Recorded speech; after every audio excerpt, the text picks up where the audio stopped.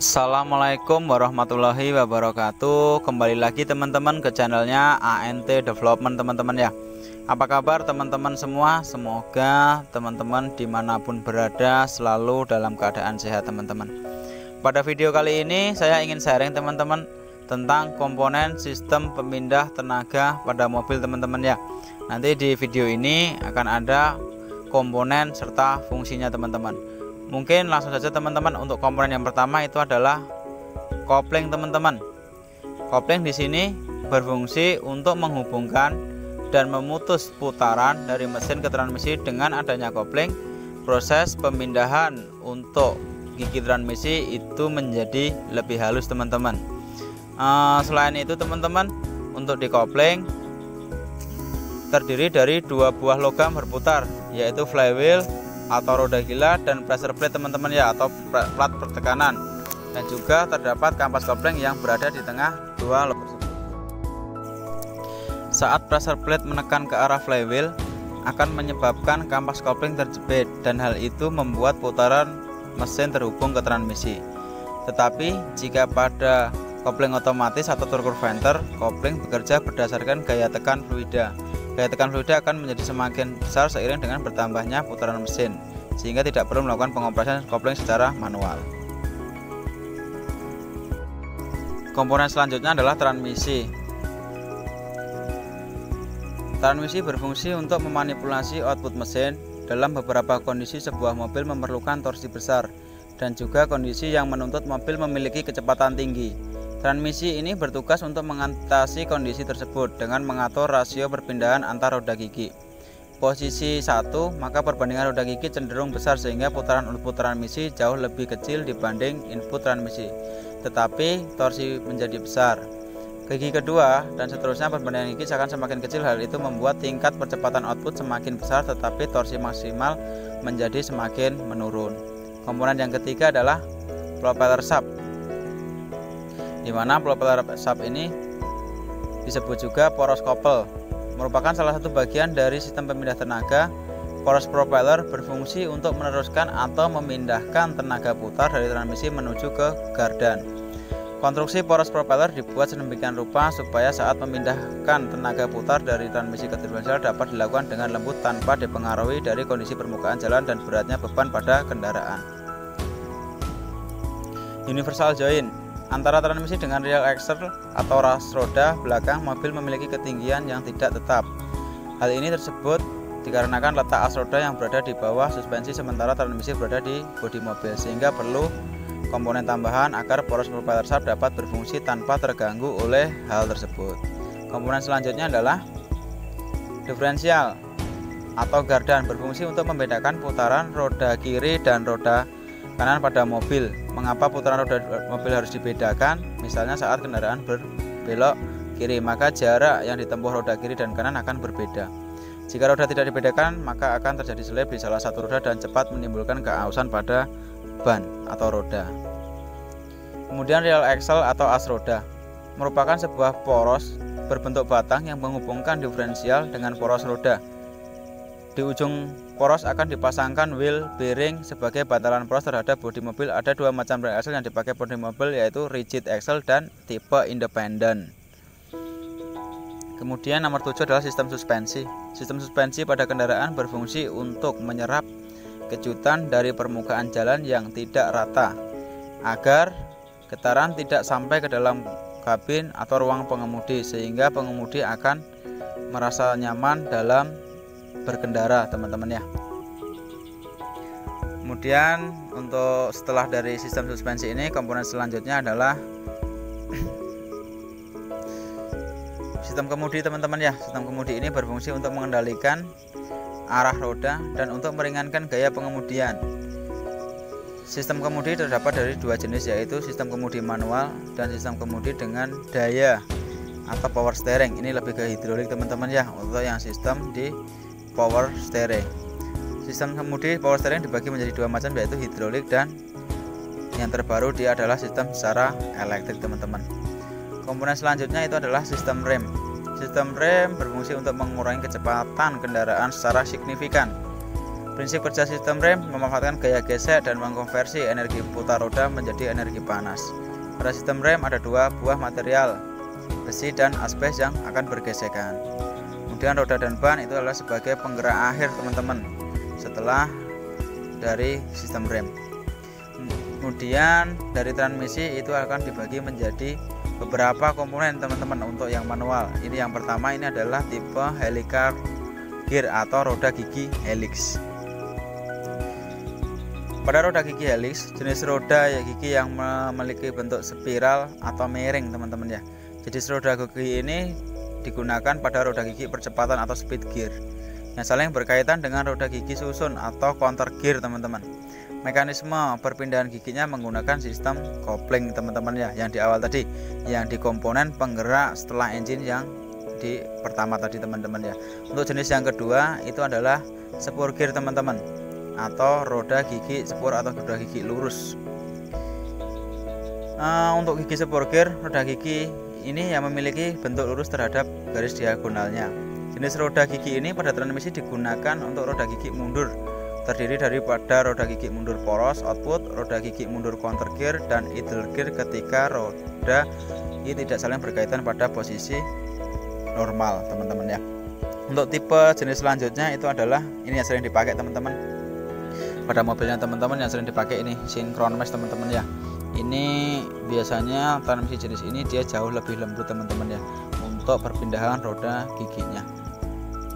Kemudian untuk di synchron mesh itu adalah setiap gigi percepatan dilengkapi dengan synchron mesh ring. Dalam hal ini untuk transmisi manual tipe synchron mesh ring ini berfungsi untuk menyamankan putaran antara roda gigi percepatan dengan hub slip saat dilakukan perpindahan gigi. Kerusakan yang sering terjadi pada transmisi manual tipe synchron mesh umumnya disebabkan oleh komponen synchron mesh ring yang sudah aus teman-teman ya. Keausan pada synchron mesh ini dapat mengakibatkan melemahnya daya pengereman atau melambatnya putaran gigi percepatan saat perpindahan gigi. Kemudian komponen-komponen nih teman-teman pada transmisi manual pada mobil ada beberapa teman-teman ya, banyak, mulai dari input shaft, gigi synchron mesh sendiri, shift fork, kemudian sin lengkek, tuas persneling, output shaft, bearing, extension housing, reverse idle gear atau yang digunakan untuk gigi mundur, kemudian bak transmisi itu sendiri, kemudian gigi transmisi itu sendiri, serta counter shaft teman-teman ya pada konstruksi transmisi manual pada mobil teman-teman. Komponen yang pertama pada transmisi manual itu adalah input shaft teman-teman ya. Input shaft atau poros input. Input shaft adalah komponen transmisi yang berhubungan dengan kopling. Input shaft ini merupakan poros input tempat mengalirnya tenaga mesin dari komponen kopling menuju roda gigi atau gear di dalam transmisi. Fungsi input shaft adalah untuk memutar gigi pertama kalinya sebelum dialirkan ke posisi gigi yang lainnya teman-teman. Oke, untuk komponen yang kedua itu adalah speed gear, main gear, atau lebih tepatnya biasa kita sebut dengan gigi percepatan. Pada gigi percepatan, main gear terpasang pada main shaft teman-teman ya. Main shaft dengan perantaranya adalah bearing. Jumlah main gear tergantung jumlah tingkat kecepatan pada transmisi itu sendiri. Fungsi main gear adalah untuk membuat gear ratio bersama-sama dengan counter gear sesuai dengan tingkat kecepatan yang diperlukan atau dibutuhkan teman-teman ya. Kemudian komponen yang ketiga pada transmisi manual itu adalah counter gear. Counter gear merupakan gigi penyambung yang akan memindah tenaga putar dari input shaft menuju ke masing-masing gigi percepatan atau main gear sesuai dengan posisi gigi yang telah dipilih teman-teman ya. Counter gear ini dibuat menyatu antara gear dan porosnya dan dipasang pada transmission case. Counter gear berfungsi untuk meneruskan putaran dari input shaft ke main gear atau gigi percepatan. Komponen yang selanjutnya adalah main shaft teman-teman. Main shaft berfungsi sebagai output transmisi sekaligus tempat atau dudukan main gear dan hub slip. Antara main shaft dan input shaft dapat berputar secara bebas karena dihubungkan dengan perantara bearing teman-teman ya. Komponen selanjutnya nomor 5 adalah cut hub slip. Cut hub slip berkaitan langsung dengan hub sleeve dan berfungsi untuk menghubungkan gigi percepatan atau main gear dengan hub slip sehingga tenaga dari gear percepatan dapat diteruskan ke poros output. Komponen nomor 6 itu adalah hub slip itu sendiri teman-teman ya. Hub slip ini berkaitan dengan main shaft pada alurnya dan berfungsi untuk meneruskan putaran dari gear percepatan ke main shaft atau poros output. Komponen nomor 7 adalah synchron mesh teman-teman. Nah ini teman-teman yang sering dipakai pada transmisi manual tipe synchron mesh. Nah synchron mesh ring ini merupakan komponen utama ini teman-teman ya, komponen gigi tambahan yang diletakkan pada masing-masing gigi transmisi. Synchronizer ring atau cincin synchron mesh ini berfungsi untuk mencegah pergantian gigi sebelum putaran antara kedua gigi yang akan disambungkan menjadi sama. Dengan begitu, synchron mesh ini akan mempermudah perpindahan kecepatan pada kondisi putaran yang cepat atau satu gigi dengan gigi yang lainnya teman-teman. Komponen selanjutnya adalah shifting key atau pin pengunci. Shifting key dipasang pada hub slip teman-teman dan berfungsi untuk meneruskan gaya tekan dari hub slip ke synchronizer ring agar terjadi pengereman pada bagian yang tirus gigi percepatannya. Kemudian komponen setelah nomor 8 adalah spring key atau pair penguncinya. Spring key terletak pada hub slip yang berfungsi untuk menekan shifting key teman-teman yang tadi komponen nomor 8 agar tetap tertekan ke arah clamp hub. Komponen pada transmisi manual yang ke-10 adalah shift fork atau garpu pemindah. Shift fork ini berfungsi untuk menggerakkan hub slip sehingga hub slip terhubung dengan main gear atau gear percepatan teman-teman ya. Komponen yang selanjutnya adalah nomor 11 ini, reverse idler gear. Reverse idler gear ini berfungsi untuk merubah arah putaran sehingga putaran dari output shaft berlawanan arah dengan putaran output shaft sehingga memungkinkan kendaraan untuk bergerak mundur teman-teman ya. Ini berarti untuk komponen gigi mundurnya teman-teman. Ini reverse idler gear. Komponen nomor 12 itu adalah bearing teman-teman atau bantalan. Bearing ini berfungsi untuk mengurangi gesekan yang terjadi antara permukaan komponen yang berputar di dalam transmisi, contohnya pada input shaft, output shaft, dan counter gear. Bentuk dari bearing yang digunakan pada transmisi ada bermacam-macam teman-teman. Umumnya menggunakan jenis needle bearing, ball bearing, kemudian tapered bearing teman-teman ya. Komponen nomor selanjutnya itu adalah control rod teman-teman.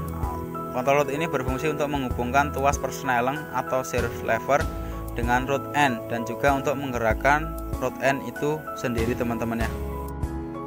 Komponen selanjutnya adalah shift rod end. Shift rod end terletak pada shift fork shaft dan berfungsi untuk menghubungkan control rod dengan shift fork shaft dan juga menggerakkan shift fork shaft pada saat memasang gigi dari transmisi teman-teman ya. Komponen selanjutnya adalah speedometer atau speedometer gear teman-teman ya. Speedometer gear ini merupakan gear yang terhubung dengan perangkat pengukur kecepatan kendaraan pada panel dashboard yang digunakan untuk mengukur kecepatan kendaraan saat kendaraan melaju teman-teman ya. Speedometer gear ini umumnya dipasang tepat pada output shaft dan gear ini akan terhubung dengan kabel pada speedometer. Dan komponen yang ke-17 dia adalah oil transmisi seal.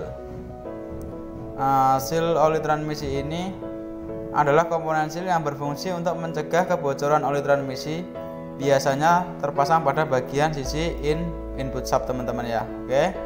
Ini komponen selanjutnya adalah transmission case atau bak transmisi atau rumah transmisi bisa teman-teman ya.